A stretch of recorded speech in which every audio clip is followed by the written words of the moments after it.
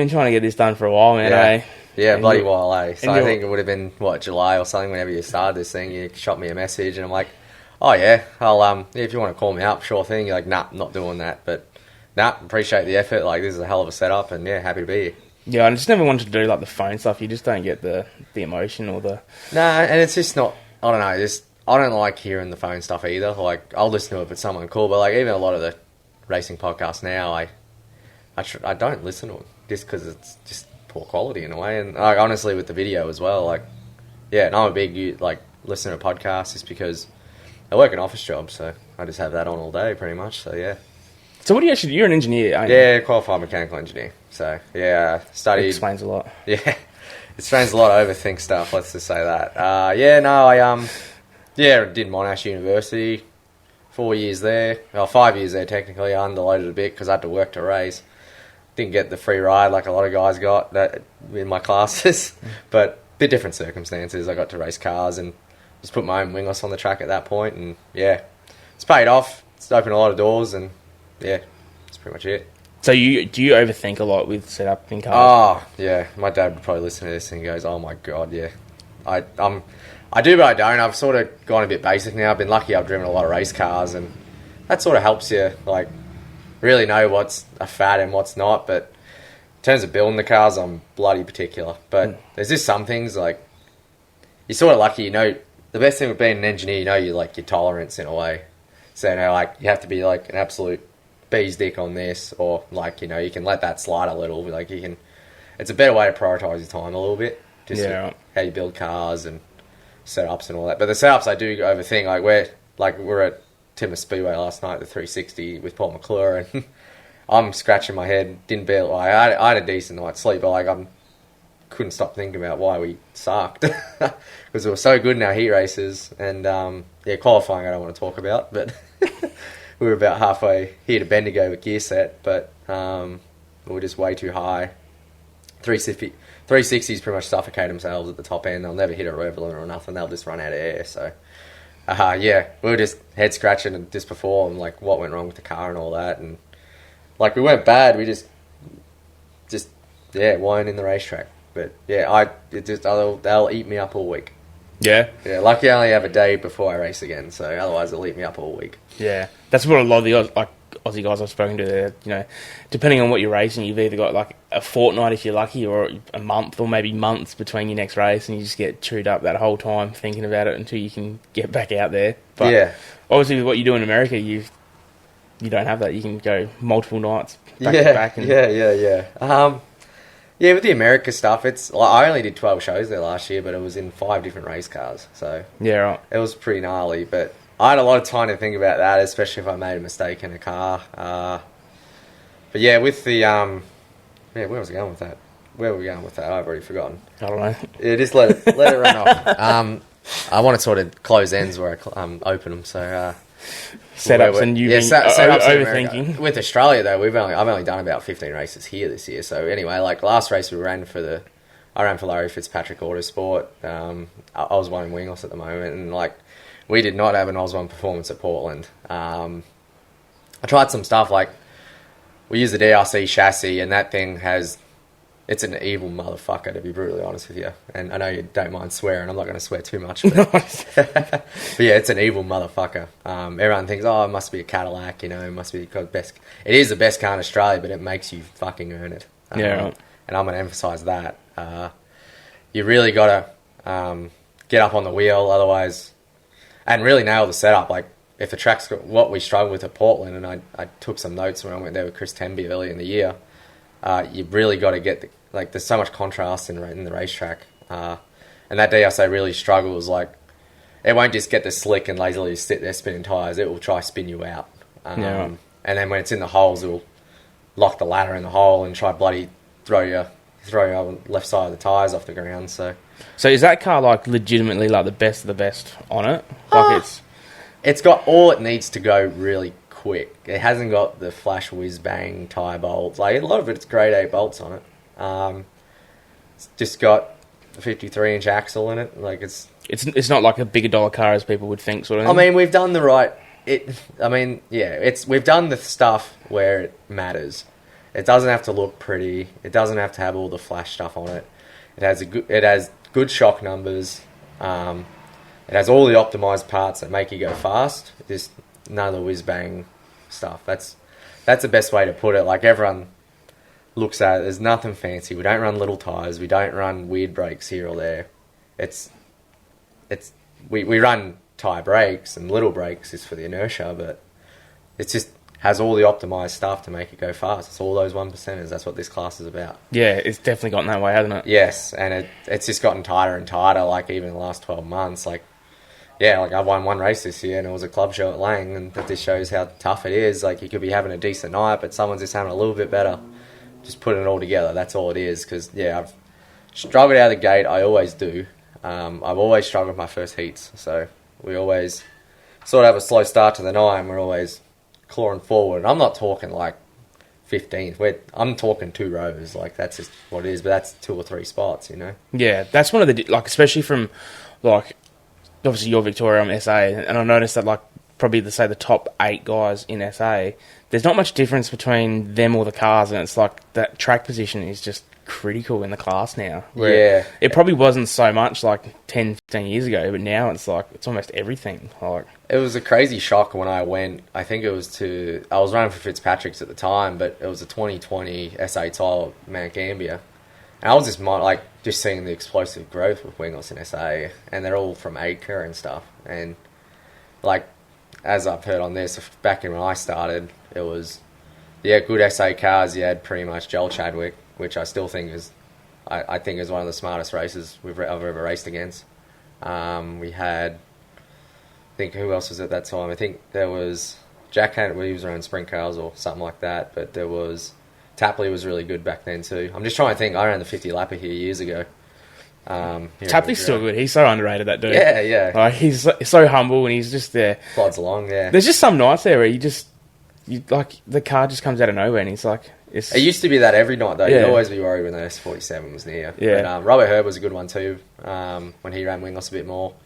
I've drawn a blank about a few others. I don't want to disrespect to them, but, like, SA didn't have the depth it has now. Yeah, there's very much almost like a generational change has happened there in, like, you know, like, I mean, they're younger than me, but, like, guys like Joel Chadwick and stuff, like, they're sort of like the older guys of wingless now. Or, like, they've moved on kind of thing. And now there's all these, like, young guys like Tyson Martin and Ryland Further and, you know, all these young guys. I couldn't even list all of them. They're that tough. I just go to an SA show and know, or they even come around the SummerSlam, and, that was tough. But, I just couldn't believe that state title. I'm like, wow, these guys are no joke. And, honestly, undone myself just overdriving and hit the fence. That was the last time I crashed that thing before Portland.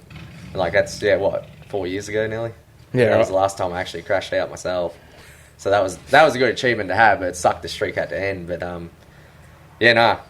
SA wingless, no joke. Wingless racing down south here is absolutely no joke. It's still good. I think Sydney get going again. Like, because there used to be back there's like 60 cars. When, like, pre all the stuff that's going on in Sydney, there was like 60 wingless there every meeting. Yeah, Parramatta, mate. Like, Parramatta had his own posse, and there was the guys that just knew the joint. You had to know that place. Yeah. That was still my favourite track.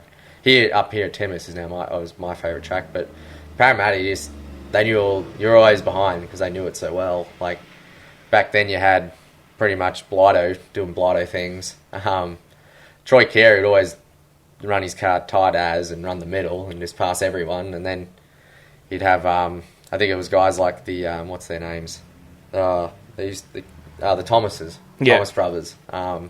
They'd bash a cushion down, or they just and obviously I can't discount Batesy as well. Like, they were just, there was a massive, I can't even remember all of them. Floodies, there was young man Floody, I don't remember his name, but they'd always be very good there. I only did one race in a wingless, 2 races in a wingless there, and she was tough. I never got there. I was spewing. Never went to Parramatta. Never went to Parramatta. It was so different at everything. Yeah. Like, it gave me very US vibes, let's just say that. But I miss it. It's where I learned to run a cushion. Because, I think that helped me a lot in America, just running there. Have you been to the new one? You been to Eastern Creek? I have, yeah. We went there a few times just because we had so many rainouts. And Yeah, I pretty much topped points like 3 times, and I kept getting inverted. Then I got grumpy about it. But they have a bit of club invert. I thought the first night they were just doing it for fun. I'm like, oh yeah, I'll invert it, whatever. But it's an actual club thing, and I didn't realise. Yeah, right. So they invert the field. It's good though for the fans though. I made me work for it, that's for sure. But there's even up there now, good guys like obviously Batesy's probably the king of there up there right now. But Braden Shute and. I know that he's got like stuff going on with Joel Chadwick, but when I was up there watching him race, it was full like Joel Chadwick vibes up there of like Batesy's just like out front smashing everyone, and that's exactly what Joel Chadwick was like at like Speedway City. Like, yeah, I never seen Speedway City, so there you go. You got one on me. Yeah, right. If like I wouldn't have raced wingless when Joel Chadwick was racing, put it that way. I'd just be like... He beat me in an SA title. There's just no point. Like, he was just... Yeah. There was, like, this sick little thing going on there for a while. It was, like, Brock Hallett in a 500. Like, you just wouldn't... There's no point racing 500s. You had Aiden Hall in a lightning sprint. It was just absolutely decimating everyone. He actually started, like, 3/4 of a lap behind the field one night in a feature, and I think he lapped everyone up to second. Wow. And then, he had Joel and... Todd Wigsell. Todd Wigsell was sort of just moving on as Joel really hit his prime. Yeah, so, I missed Wiggles's time too. So my sister probably may have raced him, but yeah. I remember some of the features with Joel and Todd, man. It was just like hectic. Yeah. Like for wingless racing, it was like absolutely like killer. It was like you didn't need sprint cars there. It was like just that was good enough. No, I think it's getting to that point now. You just have to have the right racetrack. That's the thing. They're very racetrack dependent. Like we can't. Like I was seeing the track change last night, very similar to how the SA title for the wingless changed, but the sprint cars they just sweep dirt. Wingless just sit on top and polish, so we can't. And that's what happened at Portland too. Like the top was nice, but the problem is the wingless is shooting little fine crumbs up. You got to try to keep it clean, but you're not spinning the tyres hard enough to keep it clean. Yeah, it's just a different vibe. But is that the same in America, or is it different because you got the power there? Yeah, you'll have a cushion built in 4 laps. That's the difference. American tracks, they change so quick, and you got to be on top of it, on top of your shocks and all that as well. But it's the wingless, that just sort of like if you get a couple guys helping you, it's not too bad. Like at Portland, I was looking at the track, I'm like, everyone's going to just run the hole. There was like a hole this deep going into one, and you all just went in and bottomed out nearly. I bottomed out because we ran our car so low pretty much. But I knew like going in, I'm like, I'm going to miss this hole. I'm not running it. What do you think about? I've heard a few like track prep guys say that sometimes the racers have got to create the track themselves too. Yeah, 100%. You're a believer of that? Yes, I am. But the issue with them, I'm going to be on the contrary. The track shape has to be right too. Look at Eastern Creek right now. Like that track had sort of progressive bank in it when it was wider, but it still went it was very flat right on the bottom, but the banking picked up way too quick, and then you're stuck on the top of a crown. Australian racers always have this stupid crown on top, and I don't know why. Mildura doesn't. That's why I love it. So, but they have taken a bit of bank out of the top, I noticed. But yeah, like Eastern Creek, they're on the wall. You have to slow roll the bottom. Jamie Cobby's theories on that is that a lot of the grader guys are council workers and they're just used to grading roads and stuff. Yeah, well, that's what me and Dad said. We go up and we see like a poorly prepped track. I'm not going to name names, but they go up and I'm like, what's it like, Dad? And he goes, it's like building a council road. Yeah. And like, it's just, it's all Putnamville. Although, like, Bloomington's a little different, that's red dirt, but, like, Circle City, Paragon for one, all their track prep is honestly not that great. It's honestly shit, to be brutally honest. But the joint, once again, the racer does help. The racer has to move the dirt around and clean off, but when you have 900 horsepower, just spinning tyres trying to get the car to catch up, no wing on, it's going to move the dirt good. But the track shape helps so much, like, how slow you have to hit the bottom at those joints. I still can't figure the bottom out of Bloomington. You have to like right front it in and roll it so damn tight. But anyway, I should give some context to what I'm saying about America. Last 2 years I have raced non-wing 410s in America around the Indiana area, which is pretty much the hotbed of non-wing sprint car racing. They're professionals. I'm not professional by any means, let's just say that, but we're trying. I don't think I'll get to that level, but I want to just try be able to beat those guys, or compete, more or less. It'd be great to beat them, but to compete. And why don't you think you get there? It's just you're behind. COVID killed me a little bit, but the thing is over there is a lot of the the local guys are always ahead of you because they know, like Parramatta deal, they're always ahead of you because they know the track back to front. Which I actually, a lot of my races, I only did 12 shows, but I probably went to 60 last year when I was in the States. And every Friday, Saturday at the local races, I wanted to race that. And I'd always write a note in my phone of what the track was doing, how they prepped it. And I actually picked up pretty decent what it was going to do. They're always ahead of you in the way, as I was just saying, that they just know how it develops. They know what the weather does. They know what Old Mate and the Grade is going to do. They know how this guy's going to race you. They know how this guy's going to race you, which I'm getting there. I think I'm a bit hard on myself. I think I can get it, but... So you think you've got to move there to make it happen? Yes. Yeah. But then I'm actually just watching the No Way Out 40 on my phone with timing and stuff, and the USAC guys are just on an absolute other level. Like, it's hard. It's like, and I'm not discrediting the wingless guys at all with our class. It's like the local guys, the local wingless club show compared to World of Outlaws. Yeah. Like, I'd say World Series for our context, but like, the USAC guys are absolutely no joke. Their stuff's perfect. Their motors are big, smooth, and they have this great tuning program. And they just have notes on you. That's what they have, and the laps at diverse laps. See, that's where the local guys struggle. If a guy's good at Putnamville, he's not going to go to Kokomo because he sucks there and he doesn't want to get better. He's happy to run Putnamville every week. Yeah. And that's the thing I know. So I'm happy to race anywhere. But I think I'm a weird in-betweener over there. So it's a bit different, that's for sure. But yeah. So that's obviously like the dream is to race USAC for... Yeah. For I want to race USAC's 3 Series. Midget's a bit meh. I love midgets as a fan, but it makes you pucker up watching them, that's for sure. Yeah. I want to run Silver Crown and sprint cars for sure at the USAC level. But I achieved one of my goals. I always set 5-year goals for myself. And I'd set them in 2019 when I first was going over there working on cars.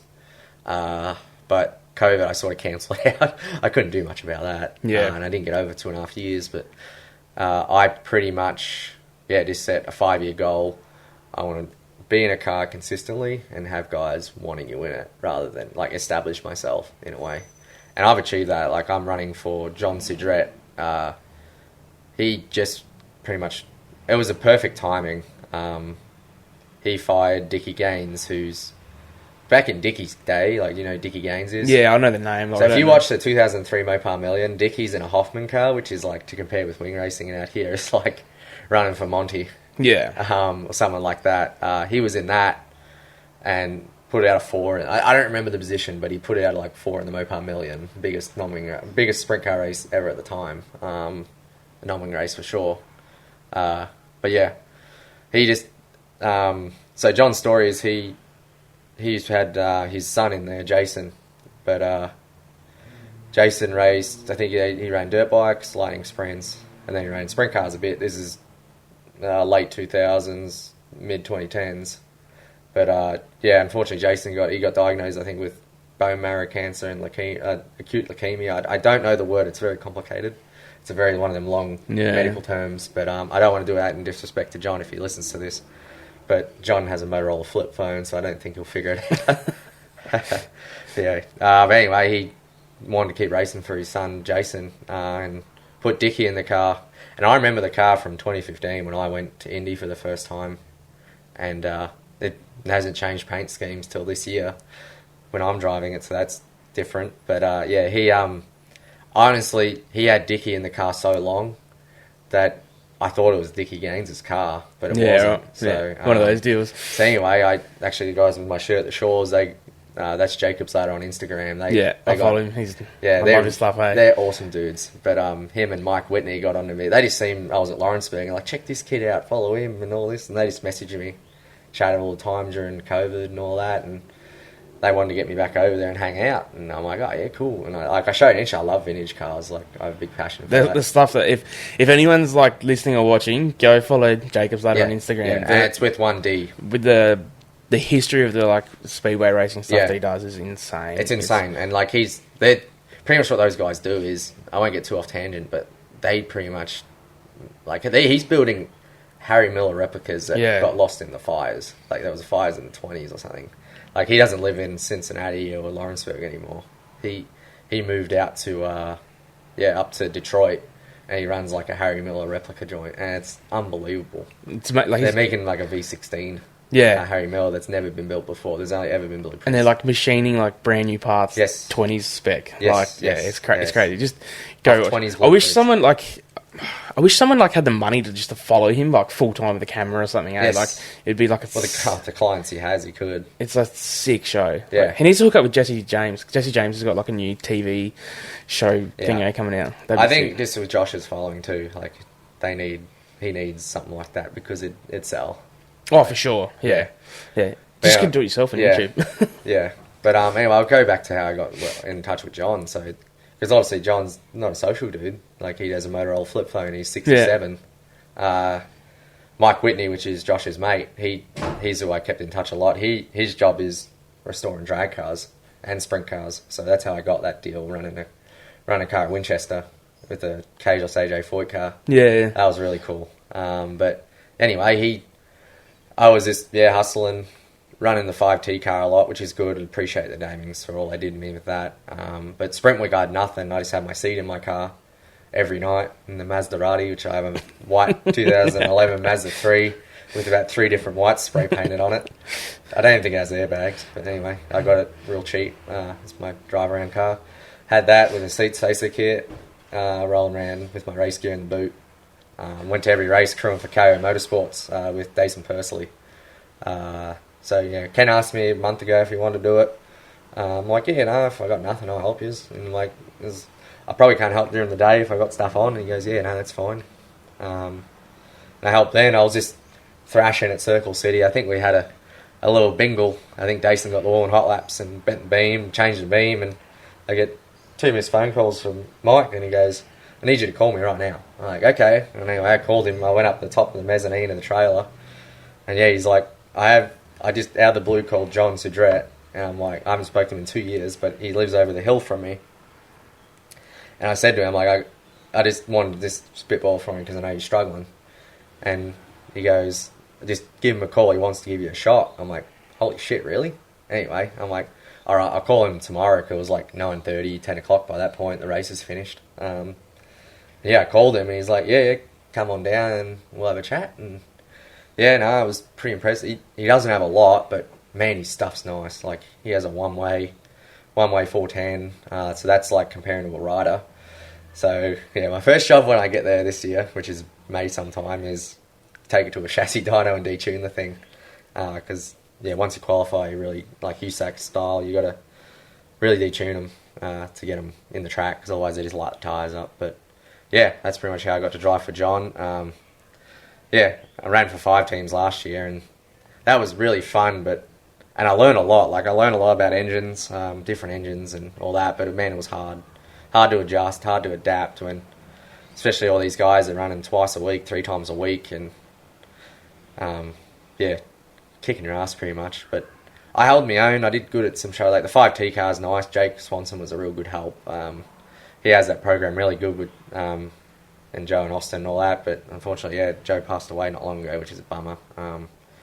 He treated me like family. I went there every Tuesday and just hung out and worked on the car. But ran for Wingos as well. That was cool. That's where I first time I went to Indy in 2019 was I pretty much got I went on what Indiana Open Wheel is. Yeah. So I was messaging every USAC team to ask, like, I want free help, just give me a bed and a pit pass. I had either, we're not looking right now, but we'll keep an ear out. Keep an ear out means we don't give a fuck, to be brutally honest. We don't care about you, Aussie. Americans are self-centered. You'd get it if you were over there. But it's no disrespect for them, it's just how it is. But they pretty much, I was out of options because I actually had a deal with Michael Dutcher, who's Jaden Rogers is driving for now. He had Darland in the car at the point, but Darland was meant to bring some sponsorship, didn't happen. Mike had to fold the team for a bit. And he said, I'm sorry, mate, I'm not doing any racing, so I'm a month out and got nothing. Message more people, just follow up, nothing. Like, there's one thing about me, I don't stop. I'm relentless, so if I need something out of you and, like, it's time dependent, poor you. And it's not like I'm pushy about it. I just want to make sure it's done. That's just how I am. But anyway, then I put on Indiana Open. Well, look, because I think what the issue is a lot of race fans are just measuring everything and they can work on a sprint car. It's not like that. There's a lot of trust involved in that. And yeah, when I first got there with this, I got Brian Van Meveren from Minnesota. I didn't realise he was doing the whole USAC tour. Yeah, he's a lawyer from St. Paul, and he based all his stuff out of Wingo Shop. So, and that's 10 hours from where Brian lives. So he messaged me. He's like, "Oh, can you stay in Airbnb or something?" I'm like, "No, I got literally $2,000 with me, mate. I'm just gonna have to just go wherever you go and do whatever." And he goes, "Oh, I said to him, like, I don't mind sleeping in the shop. Like, if there's a couch there, I'll buy a couch from Marketplace or whatever." But no, there was a couch, and I slept in the couch for 5 weeks. Yeah, right. Yeah, and it's pretty wild to think back to that, but it was worth it. Trust me. Every day I loved it. Worked 18-hour days. Didn't complain once. And so, what are you doing for work when you're over there? Nothing. Like, so you're looking to work on race cars to get. I know. I didn't get paid. Yeah, right. I only get paid to race. So, it's cash. So if the US government's listening to this, don't listen. Nah, actually, I don't want to. I shouldn't say it, but yeah, if you're on an Esther, you can actually technically get prize money because it's no different. Yeah. To being on the lorry, but just keep it on the DL. That's like, they don't like it. I did tell them I was when I went through customs last year, and they didn't like it. But yeah, right. Because it is like they had to let me in though. There's nothing wrong with it. Because the promoters pay cash over there, don't they? At the end of the night. Depends. Some tracks America's so backwards, dude. They're all check. Yeah, right. Still on check. But it's the end of the night they kind of do, isn't it? Yeah, you roll out. You get USAC isn't. They get posted. Yeah, right. But most of the local tracks are cash. Lawrenceburg's check, and MSCS, which is now the Midwest Thunder 410s, is check as far as I'm aware. So it's a good thing with me though. I just get the check to them, and they'd give me whatever, like my percentage out of their wallet, and call it good. Good gas money and food money for the week. That's how it works pretty much. You're pretty much on a 40% or a 50% deal.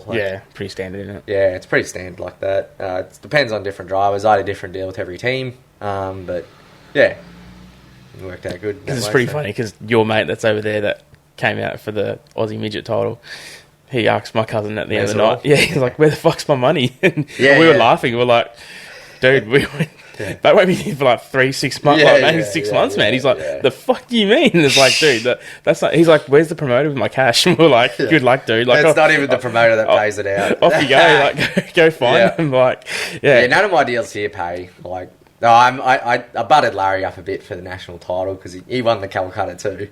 Yeah, right. So he won a fair bit of money. Yeah. I butted him up a bit. I'm like, "Come on, Larry, you won the national title. Need a bit of spending money for America, mate." And he's like, "All right, Todd, I'll give you something." I'm paid nothing to run Paul's. Larry's usually is. If the thing with Larry's deal, it's cool. Like, it's probably what helps you get drives though too. Like, it does, but you don't want to sell yourself too short. Yeah. But here it doesn't matter. No one's making money off it. Yeah. Over there, you don't want to sell yourself too short because then you thought it was desperate. Yeah. And you look like a bit of a scab in a way. Because some of the stories I've heard of guys here in Australia that the stuff that they ask for, it's like, calm down. Australian drivers? Yeah. Yeah, right. Yeah. Like when they're asking for like money, flights, accommodation, it's like, calm down. Larry's deal is we give you a car, find your way there, pay your way in. Yeah. But Larry's nice, he lets me stay. Like, dude, I'd hike for a drive. Yeah, bloody oath. Well, when I was going to come up here, my mum actually talked me out of it. I was driving up Thursday night, and I just said to her, I'm like, I'm just going to sleep in the car on the way up. I'm 7 hours from here. So I'll just sleep halfway, and cause I booked something up here, but I didn't book anything the night before. Typical unorganised me. Well, I'm not unorganised. I just leave stuff late, and I just don't care about it too much. Not a bed for the night. Yeah, I'm happy to sleep in the car. Mum's like, "You're not sleeping in the car," and she just helped me out a little bit with motel. Love you, Mum. But it's definitely such a different culture here. Yeah, and it's just with pay, like, because it's unless you run a series, the track will pay you that night. Like, literally, when you roll out, you try and pack your stuff up and don't go to the pay window straight away, but you can't be too late, otherwise they just won't pay you. They'll close the window. Yeah, right. So Damings were always there late. The Damings theory is if you can't win the race, you got to win the party. So they'll just. It's pretty funny. I called it the patio. You'd unload, Then they'd have about 6 or 7 camp chairs, and we'd always have, like, the pits aren't as tight as ours. Like, they have plenty of room. So we'd always, roll the car out, he's got a golf cart and a quad. And anyway, they have about 7 camp chairs, put it all there, little tables and snacks, all the eskies along the side. Jenny, his wife, would always cook, and we'd have a little party just sitting there. If you weren't working on the car, there'd be 6 or 7 blokes that just come to watch Joe's car race, just sitting there in the patio and just hanging out. And then after the race, you just sit there till 1 or 2 a.m. drinking. They just drink piss. So just living the dream. It was good fun. The one night I regret is I left early one night after a Bloomington show, and I drove there myself. There in Bargersville. I mean, I was in Pittsburgh, so that's like 45 minutes out of the way. And anyway, I just drove there myself. It didn't bother me. Gas is cheap. And they they ended up out there till 2 a.m. racing a golf cart and a 4-wheeler on the track at Bloomington in the dark. But I got a ride out of it because they called me at 2 a.m. when I was sleeping to run Paragon the next night. And I had to ring them in the morning to say, shit, am I actually running tonight? Or was that a dream? Like, no, you're running tonight. See you there. Yeah. It's unreal, eh? Yeah, no nomination fees either. That's the good thing too. Like, right. Yeah, so, that's one thing I've seen on Facebook is like how the Yanks trip out the way this nomination thing. Yeah, it's good and bad. I understand it, but you don't have the population they do. Like, they can't. The thing is, they have the security they're going to have. Well, the thing is, they pay. It's sort of an ecosystem. They pay enough where they know they're going to get 20 cars a night. Yeah, in a way, because like for example, like the Paragon feature, a local show is like the pool is 13 grand straight up.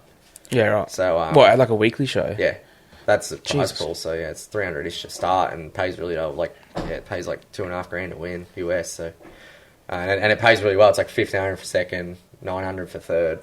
Yeah, right. And it pays really good down the order.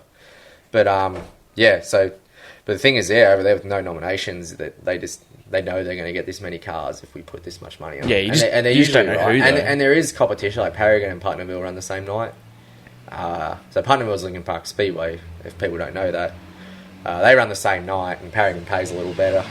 So you get, I don't know, it's a bit, I can't predict who's going to go where now.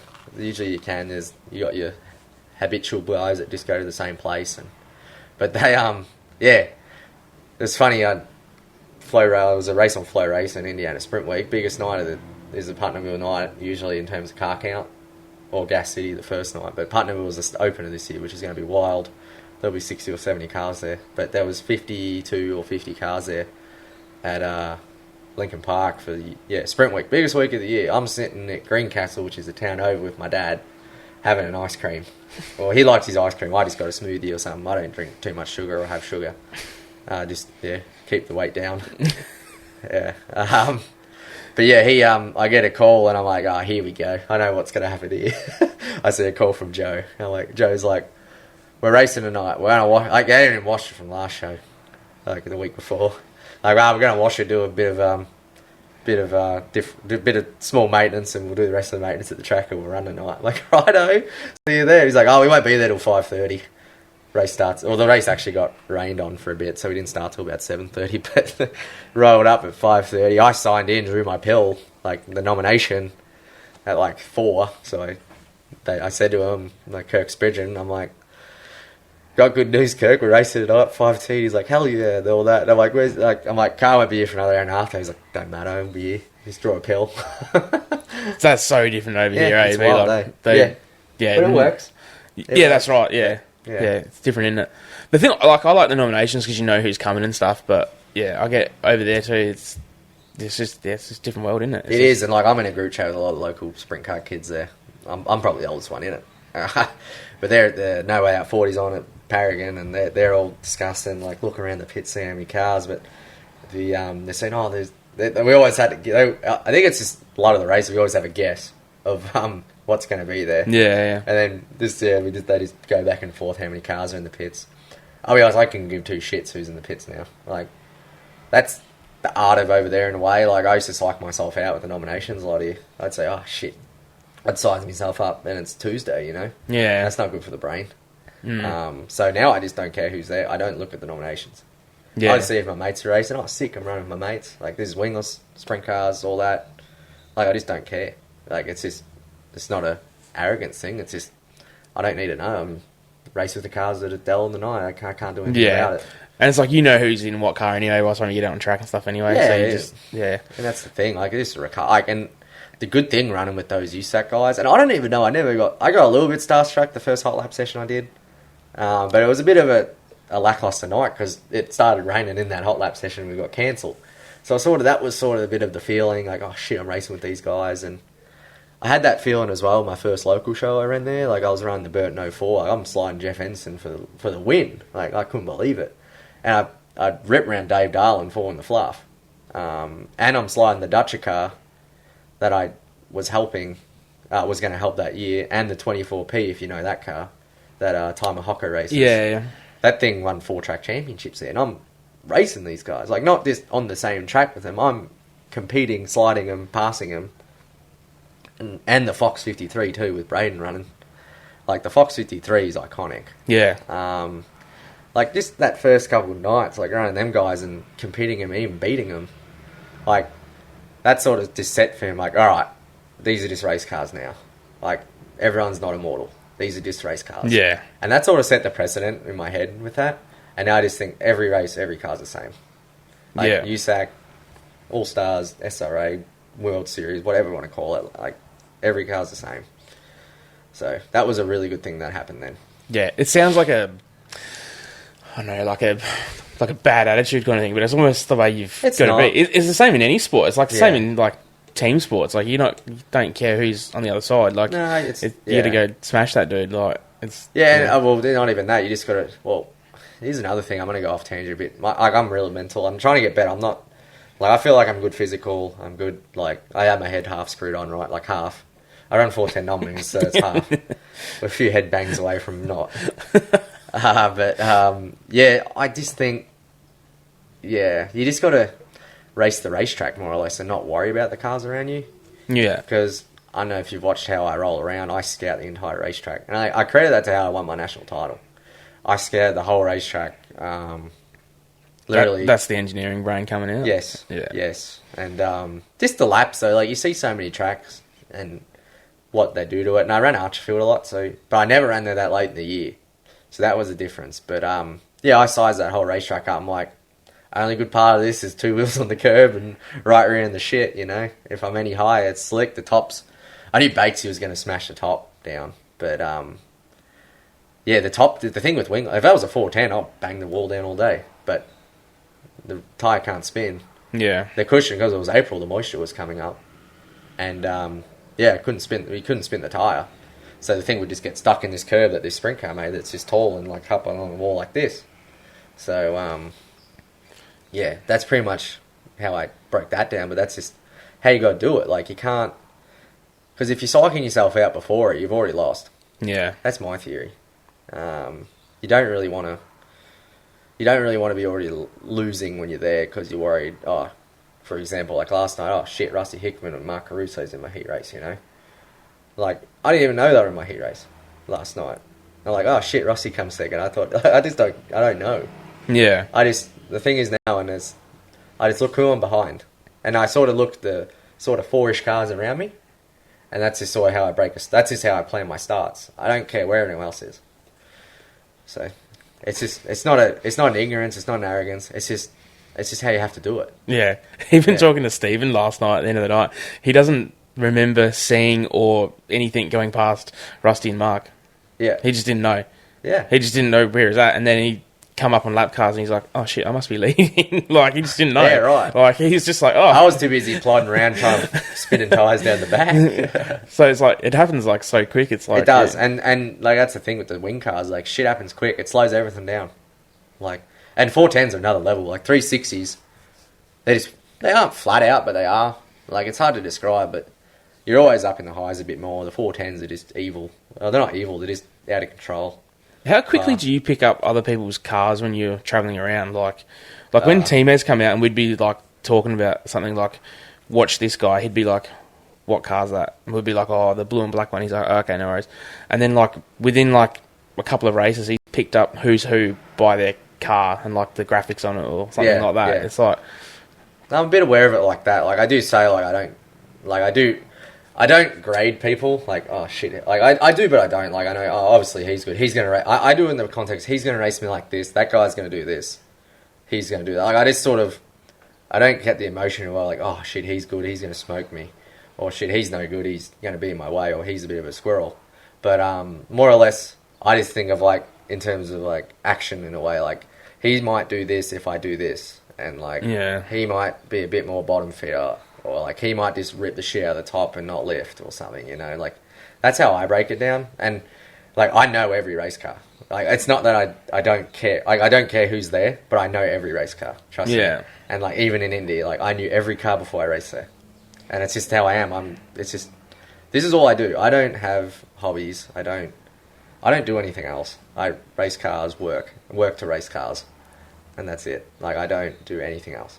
This so, like you've been brought up in Speedway. Yeah, like Dad raced for 50 years. Like, he's in the sport for probably 53 now. And I ran a tribute car to him up here. It was his old sprint car from 1980 sometimes. It has beautiful teal colour on it. And I always wanted to do it. I did it on iRacing. And I loved it so much. And I just wanted to do it in person. And I was going to do it at the All-Star Challenge, but I was still on my rookie ribbon and it wasn't going to really get the exposure it wanted. So I decided to do it up here.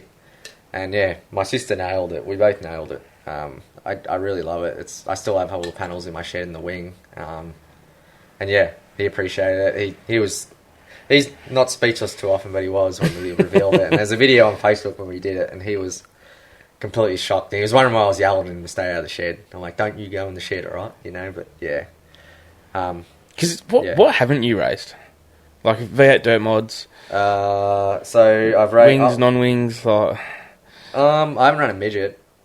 Oh, never, ever? Never. Yeah, right. I'd like to. I'd like to run a good one.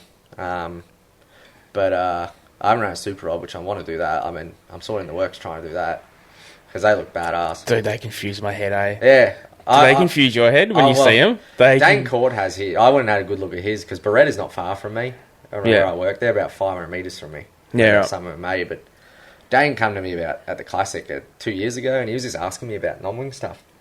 And, yeah, I had a good chat to him about it. And, anyway, I just went and said... I noticed his car at the All-Star Challenge was really loud. I'm like, God, this thing's loud, Dane. I'm like, I don't know what the boys did to it. And I look at his seat, and he's actually got a reverse seat in it. And it just... Oh, it was the most head-fucky thing I've ever seen in my life. They confuse my head, eh? Oh, like, they just do.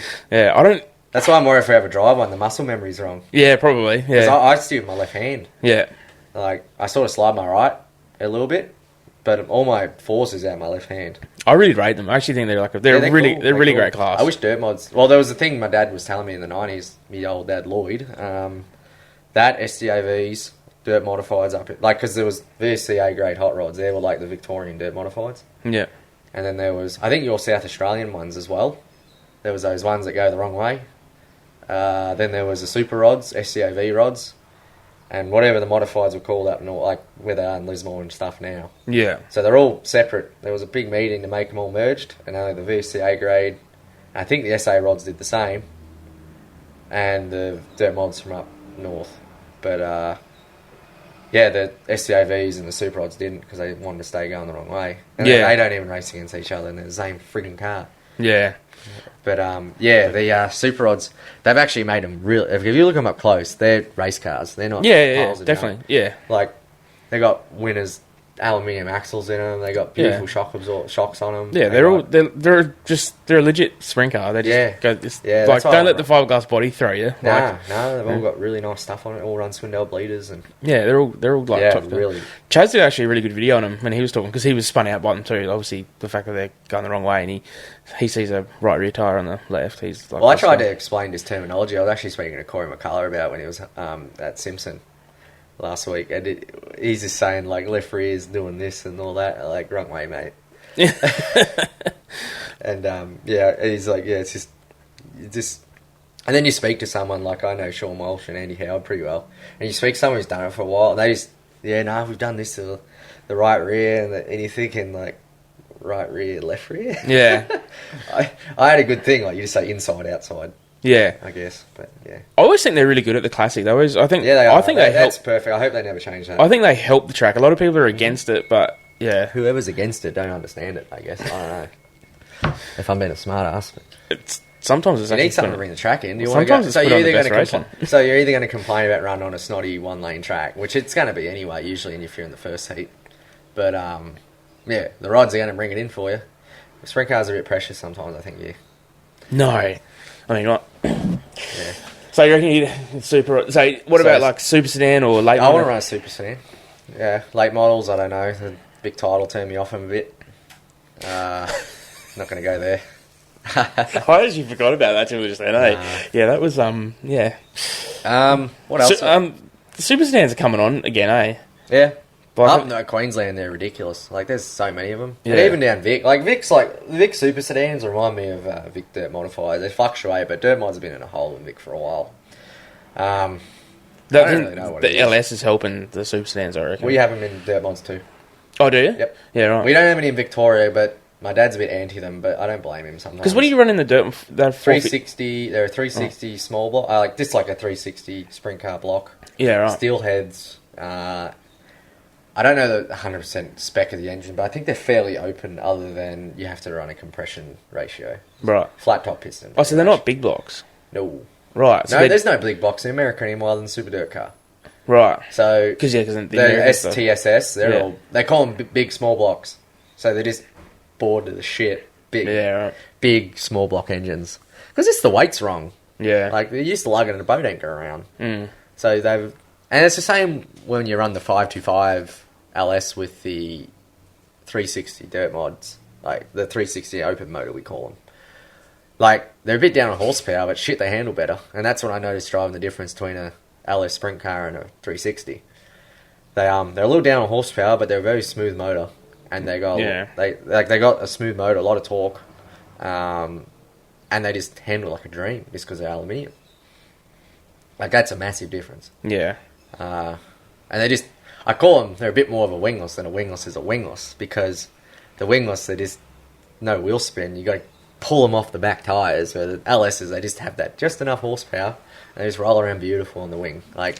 And I was very lucky. I drove probably one of the nicest LSs you'd ever have with the Easy Print car. Yeah. Like, that car was beautiful to drive. It was effortless. I'm like, surely it's not that easy. But, yeah. So being wingless Australian driver, what's your thoughts on the engine stuff? I'm a bit on the fence about it. I think the way they're going to have to go is like a filthy old LS1 or something. I don't know. I think the noise... I'm worried you'll scare the battler away. Yeah. But, yeah. I don't know. I'm very on the fence about it. I don't know what the answer is, but I know obviously parts are running out. Yeah. I reckon LS1 wouldn't do too bad. Like, everyone thinks they're going to go faster. You're not. You're not going to go faster till you got 600 horsepower in it, 700, 800. Because the best thing you could do, though, you could spin the tyre enough to clean the tracks off better. Yeah. I think that'd be a good thing. Because, like, when I've seen a V8 wingless versus a V6 and the V6 won. And if you actually have a little look in New Zealand, they're trialling the LS1 too with the 6-shooters. So yeah, right. They've copied our rulebook with the V6 Commodore engine. So they're a 6-shooter. They don't run it like Western Springs and stuff. They run it Wakaraka Park and stuff. I'm surprised I said that right. Yeah, I was actually just saying that. Yeah.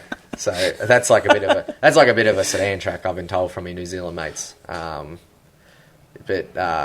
Yeah, they have an LS1 that runs against them as a trial. It has a bit more straight line, but the thing that will be different, the mistakes, you can get out of mistakes easier. Yeah. That's why I think with that LS1 you'll have too. But I don't know.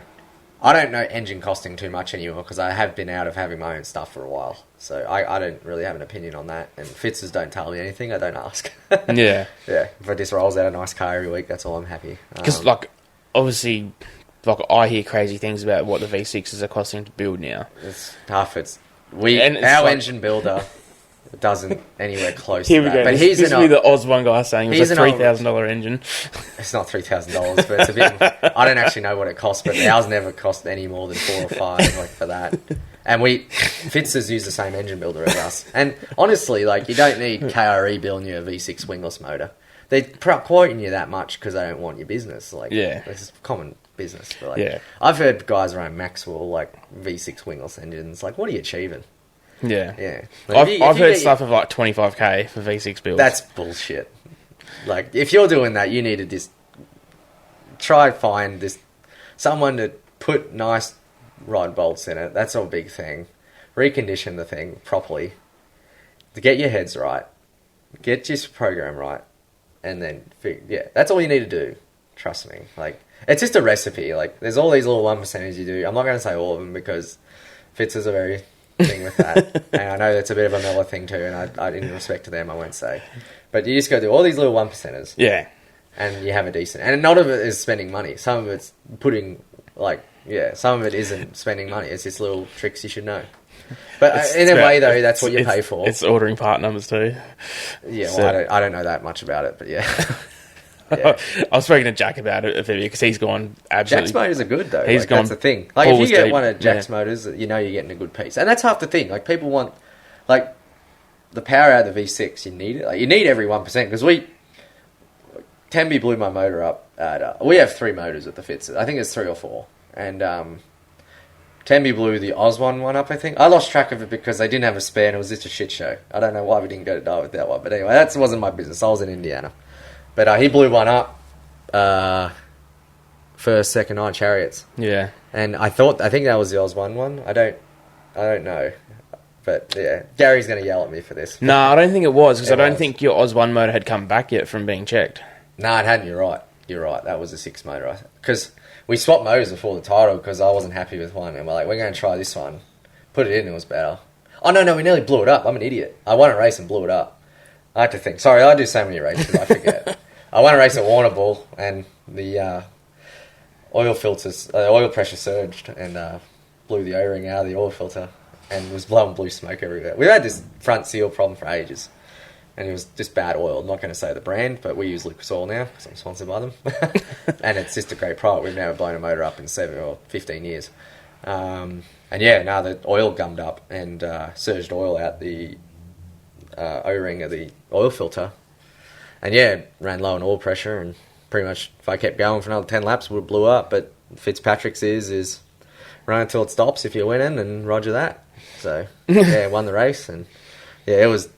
Yeah, it spewed oil everywhere. My suit was covered. But, we blew that motor up. So we put what's called the V6 car, which is the black car. So the V2, V6, and Gavs is the V7-3. And I think we have another motor on idle. As in just sitting there in the shop. And, so does me. I don't even know the quantity of what we have at my own race team, I race for. But they're 2 hours away, so it's a difference. But, that blew up. So that was 3 weeks before the title. So I don't remember if we raced again. But, we just threw the other one in and ran it. And, rest is history. So I think he got the one that sort of blew up back. And I think it blew up again. Maybe. But they're all very similar. But anyway, it needed new heads. So we machined the heads down. And we just, it blew okay. It was a little lower than I'd like. And the other thing was just doughy. It was terrible. Yeah. To be brutally honest. I had to, really hustle to... keep the wheels spinning, and I just started making mistakes. This was at Simpson, and I just said, I think we need to do something, guys. We're not great here. And then, Fitzpatrick's like, no worries, Todd. We'll get it figured out. Next race, he was brilliant. So, won the next race. So, no. So this is what Jack would call roid house motors. That people say that they're just a wrecker motor they just got from the wrecker, and then a roid house. So roid house used to build them. So. Well, that's what you're saying.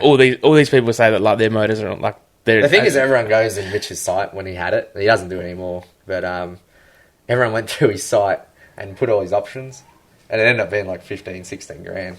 Yeah, from an engine builder, I won't name him. They said basically if you took a V6 to him, you wouldn't have anything in change from 15 plus, and he said that's costs sort of thing. That's not him turning a massive profit. I've never done a full reco on them, but because I've been lucky, I've always had a motor, a proper wing or something. I've never taken a wrecker and saying, "Hey, do this." You probably would end up close to that if you were putting everything on it. Yeah, for sure. I think the manifold, all the pulleys. The pulleys aren't cheap.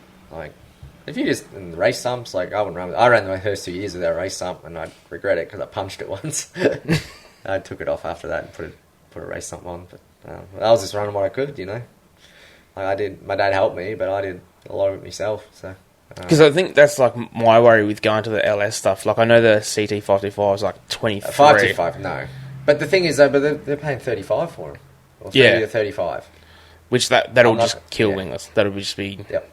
That'll be I mean, great. I think you'll have a different thing, but you won't have as many. You'll have a different guys. Like, you have midget guys and sprint car guys probably get that, like, go from wing cars back to that. Because it might be a good middle ground. You know, it might be a bit cheaper than midget. But I think they're missing the point.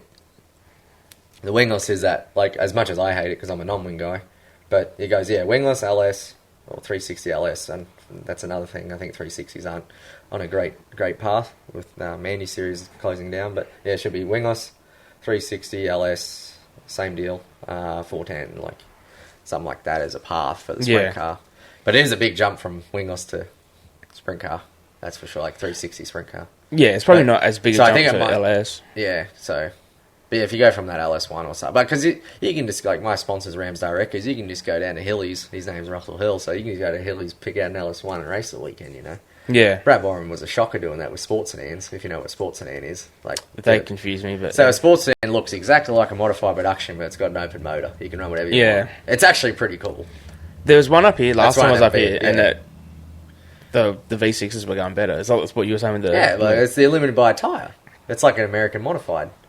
The UMP modified, you can throw a 430 and you go put the power on the ground. So, yeah.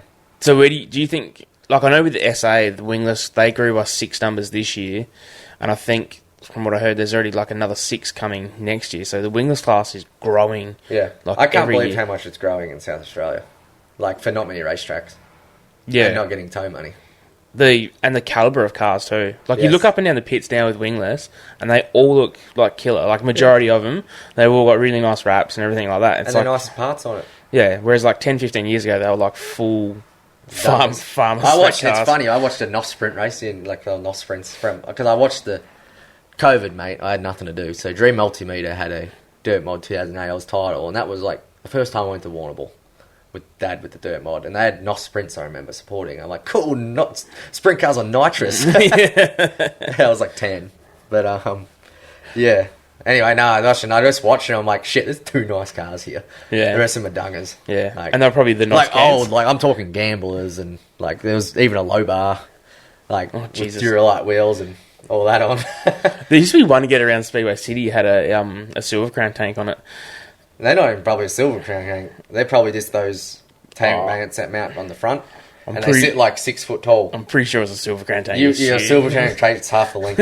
A silver crown length is literally from me to you. Like, that's how big they are. Trust me, they're massive. So that's something that you want to get into, your Silver Crown. Yeah. I'm actually trying to get in. I haven't really started my search, but I'd like to get in one this year on a mile or at Eldora. I think that'd be sick. Nah, mile. Yeah, mile is my first preference, but Yeah. I'll just jump in one at Terre Haute, or I don't think I'd be any good on the pavement. That's just a whole nother discipline. Yeah. But, yeah.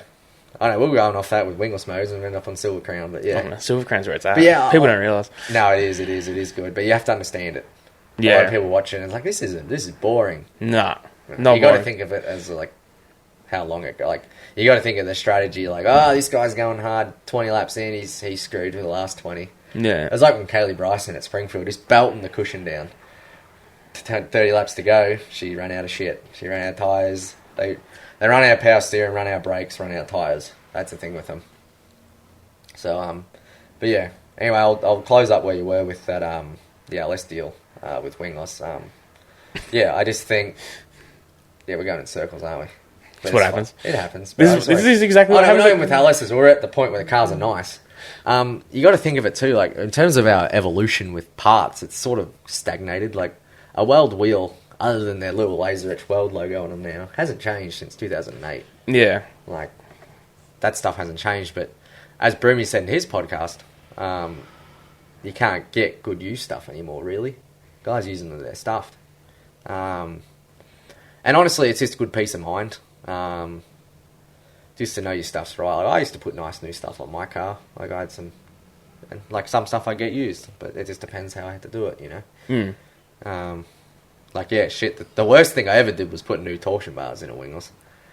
It was bizarre. Right. It made my thing so, like, reactive. It was nearly too much for the car, you know. Yeah, right. Yeah, it was some brand new chalk sticks I got in America that first time I helped, but I figured it out in the end. But yeah. Yeah, anyway, I'll go back to your Silver Crown thing now. Yeah. I know, I just don't like open-ended stuff. I just like closing it off. So we've closed that off. Yeah, Silver Crown is just, honestly, we had one at my shop, and they're just a lot. There's so much more than a sprint car. It's like working on... Midgets are hard to work on too. But like just how much is on them is unbelievable. And they're just, you look at them, you just get butterflies. Like there's something about them that is so majestic. Yeah, I know, right? Like, and that's sort of, it's, when you go back to the history of them, it's like that's legitimately the start of IndyCar stuff. Mm-hmm. And it's like still there. Like obviously IndyCar went that way, and the Silver Crown still is where it's at. Well, the Indy 500 was sanctioned by USAC till like the 70s, yeah, 80s, probably even later. I wish I knew more, but yeah. I think you're right into the 80s. It even was, yeah. Yep. Yeah. Yep. Because I watched that doco on that guy who had the V6 turbo Indy cars, the Buicks. Yep. I'm pretty sure that was even USAC stuff, I reckon. Yeah, there's probably a USAC sticker on it. Yeah. Yeah, I reckon it was actually, yeah. Yeah, that shield. Yeah. Yeah. Yeah. But yeah, that's what I like about it too, the exact same thing. And they run it. See, well, it sucks that the Indy Fairgrounds closed. Yeah. I went there I actually watched the Farrell kids and the Eastham kids there with the quarter midgets racing at Mini Indy, which is at the back of the fairgrounds. So the fairgrounds is in the freaking ghetto of Indianapolis. Yeah, right. It's rough. Yeah, right. But anyway, drive in and I'm like, I went to the mile and I just got goosebumps straight away. It's just a horse track now, but I'm like, holy shit, this joint is sick. Like, it didn't even put on that great racing, but like, it's just sick. Like, how do you reckon you go to the spotter? Fine. You apparently can't hear shit half the time anyway. Yeah, right. You can sort of hear them, but yeah. You got to be careful. You have to set your passes up. You have to just be better than the guy, because they'll just block you. Yeah. That's what I've heard. I was asked to spot a few times, but I just wanted to go racing and see if I can get a ride.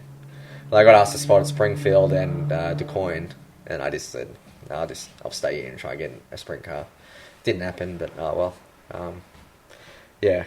That was fun. I was one for Flying Ryan, so Ryan Thomas and Trey Osborne. Trey got in a Silver Crown car and he wanted me to spot. I'm like, I probably can't, bud. Sorry. But yeah, he blew it up in practice anyway, so I probably could have made it happen. But he's another guy that's like, he's doing whatever it's taken to make it work, eh? Yep. Yeah. Big mistake he ran for Baldwin's, but anyway, he learned his lesson. Because he's like couch surfing and stuff like that too, isn't he? Yeah, he's got a house at the moment, which is good. But yeah, when I first met him, he had... So I want to say about my first... he wasn't... My first story with Trey, it was funny when I ran Joe's car at Paragon. That first night I ran, I see it roll in. This Triple X with magnesium front hubs on an open trailer with this beat up Chevy Silverado. I'm like, that is cool. That is sick. And anyway, I didn't know much about this kid. Anyway, I didn't really see him again to the feature. And I seen him start right in front of me and I sort of just sized himself up a little bit. I'm like, I don't know him, he might fall back a bit. And like I just sort of sized myself, like, because I just had I call it the Trophy Dash heat race. CJ Leary was in me heat. Jake Scott, who's won 6 track championships there. Trammell won 2. I think he won the track championship this year, I believe. Nah, Jake did, I think. But yeah, he's really good there. Cody Trammell. Flying Ryan, who's the qualifying king, he out-qualified me. And who was the other guy in me heat? Kyle Shipley, which he's good too. He's from Arizona and same deal, moved to Indy to race. I had them in my heat races and all the Dungans were in the other ones, you know. So I started like 12th in the feature, 13th. And yeah, anyway, Trey was like a row in front of me. And I'm like, yeah, I'll just sort him out. And I got to 7th, but anyway, I'm like... And then I look on a restart, I see this bloody black 6 car flogging the top. I'm like, holy shit. Anyway, and I come in and I say to Wingos, I didn't ask Joe about it, but I say to Wingos, I'm like, who's in the 6 car with the open trailer? And he's like, oh, that's Trey Osborne. He's this kid from Ohio. He's come over and he lives in a garage. I'm like, what? Like, yeah, he just lives in a garage. I'm like, wow. I'm like, man, he really wants it. Yeah, good definitely. on him too. Yeah. And like, it shows, like, I had this mentality, and I sort of changed it seeing him. Like, I just needed to have stuff set up right to race over there. But he showed me I could just do it, put it together, put something really nice together, and just sort of not skimp on everything else, but like spend where I need to, you know. Just have an open trail with a bitchin' race car. But yeah, that was cool. Then I sort of just met him through Ryan Thomas, and yeah, we've gone on ever since. He's 6'8" ranger. I call him he's a ranger. Like, I just call him a ranger. He's got no idea what I'm on about. But yeah, no, he's good value. He's good value. Is he actually 6'8"? Yeah, he's massive. Jesus, massive. Like, and he's 130 pounds. So what's that? 58 kilos. Jesus Christ. Yeah, he's a stick. Because he drove the 81 Silver Crown car. Yeah. And they just struggled on the slick shit, and, like when it slickened off and didn't... When it rubbered up, they were right. But when it was slick, they really struggled because they had blokes like Matt Westfall and Shane Cotter who were 110 kilos, you know? And he's half that weight. Mm. So... Yeah. So you're going back to America this year. You're going back now a lot more organised than you've ever been? Yeah. Yeah, Sturgeon's was pretty organised. I spent a year doing that. I spent a year building that up. Yeah. It was actually sort of a COVID thing. Like, before COVID, I was going to run 5 or 6 shows during my uni break. And it didn't happen. I'm glad it did. Because I'm glad it didn't, because you've got to be very careful. First impressions are massive over there. In terms of racing. Like, not so much with your team, but for other people. There's Ricky Lewis, like, he's just killed us the last few years racing, like, wins and all that. But Ricky, like, yeah, he's he roughs you up a bit sometimes, and he races hard though, that's for sure. But yeah, he's known, like, he's in good gear though now, like, like with Stensland and all that. Stensland builds motors, but yeah, he's one that sort of, he didn't have a great name to start, but he sort of really established himself. I can't really think of anything else off the top of my head. I don't really want to name drop too many because I'm not doing that to make Ricky look bad or anything. But yeah, he didn't have a great. He was just out of control when he got there, but he's really become a good race car driver. But yeah, that's why I wanted to think first impressions are important. So yeah, it's good I ran my 360. That was the whole purpose of buying that 360 sprint car, because during COVID I was just in my head, the V6 wingless is light but slow, to be brutally honest, and then the dirt mods got what I like power wise I need, but it's heavy. So you can get away with a lot, and there's a few little bad habits with dirt mods, but our car's like I just compare it to a Silver Crown car with body, because it's got Jacob's ladder in it, it's got sprint car live axle in it, it's just a bit longer and a bit heavier. So I had this middle ground, I need something fast and light to be able to adapt to American racing. I had a team buyout, and it was pretty much at a ceased estate. And it was just a really good deal. I always knew the car.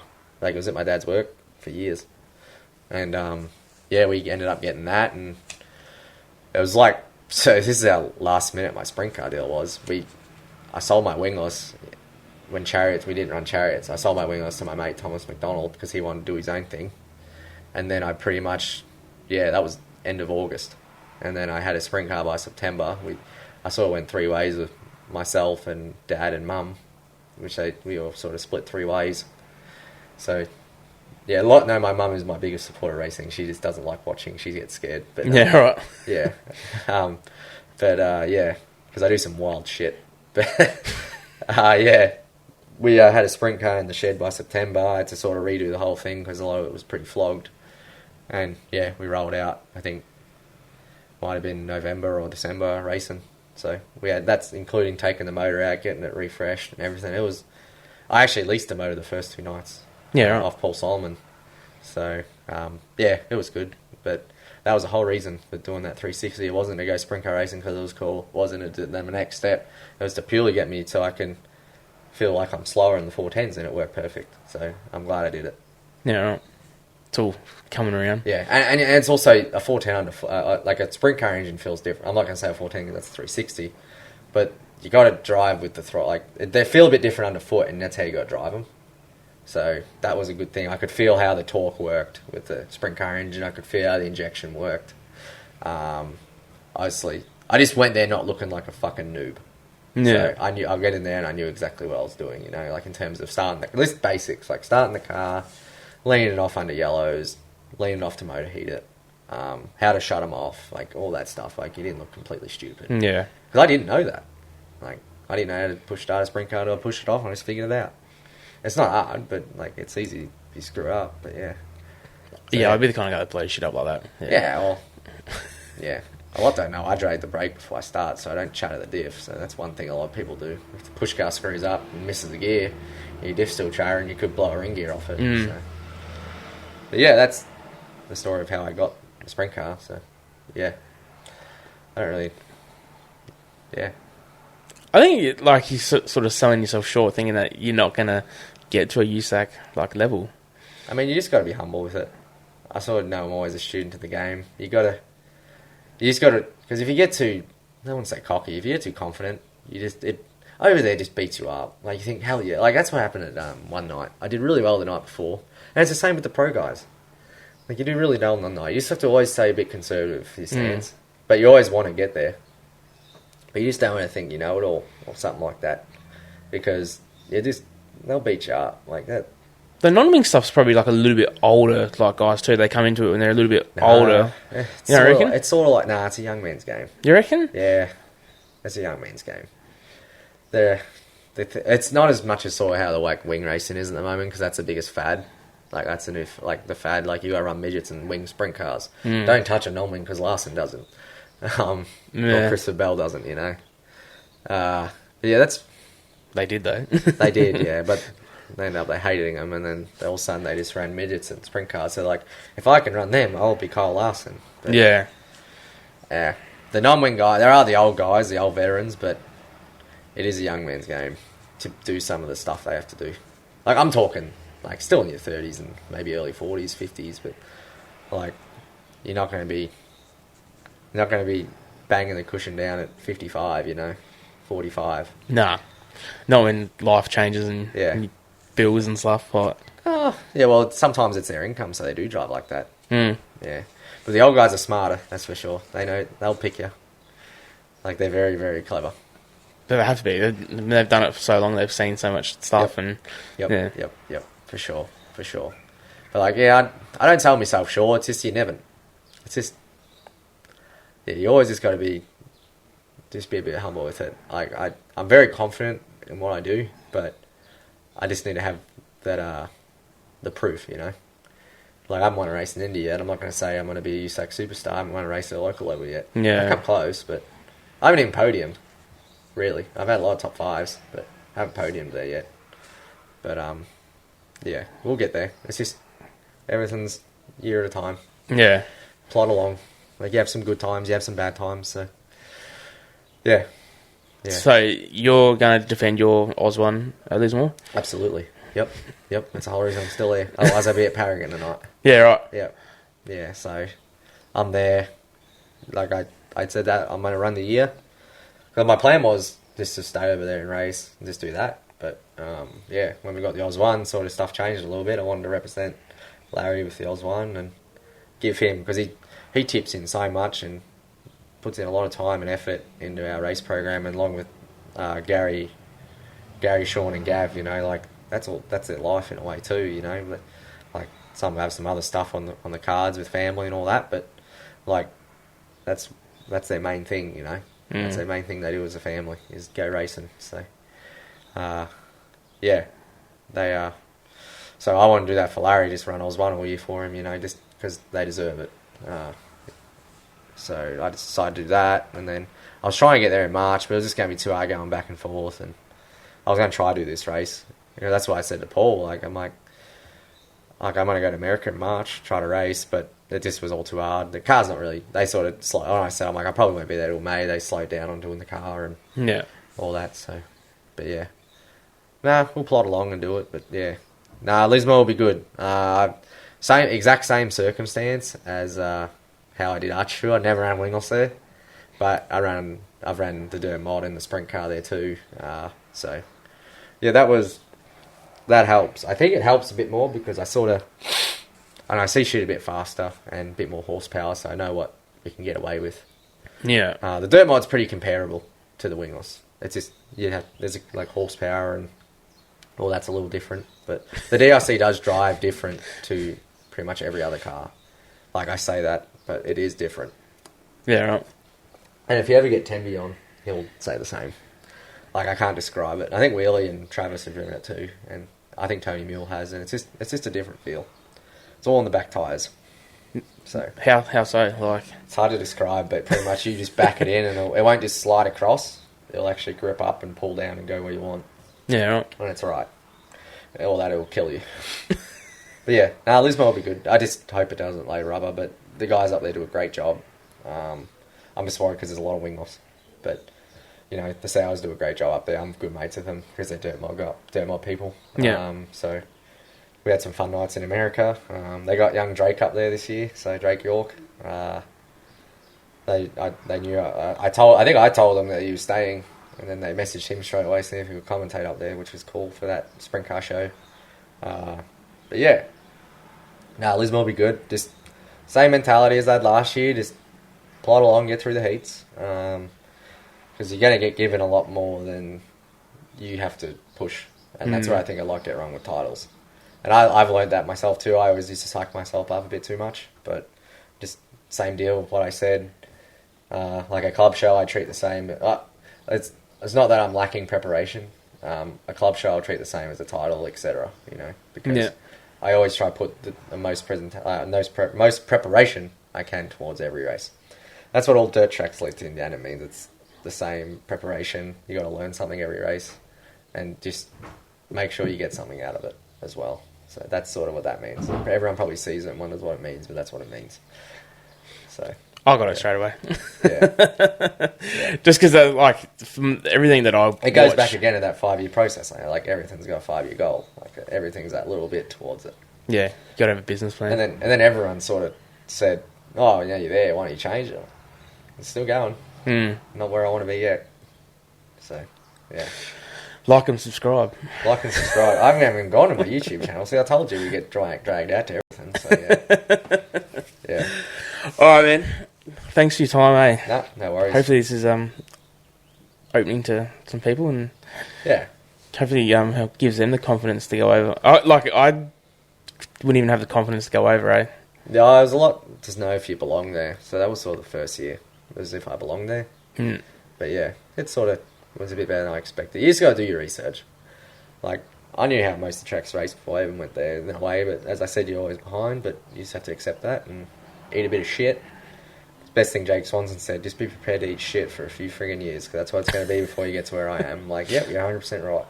And he still eats shit, trust me. He might be all glitz and glamour, he's running for Bennett, honest Dave on the side, multi-millionaire, and still eating shit. That's how racing works. But yeah, no, it's been good. Thanks for having me on too. So no, good. Hopefully I see you over there one day. Yeah, you need to get over, mate. Trust me, it's different. So that's enjoyable too. So. I'll be the drunk dickhead on the top of the stands or something. That's alright, beer's cheap. Alright, man. Thanks for your time. Appreciate it. All good.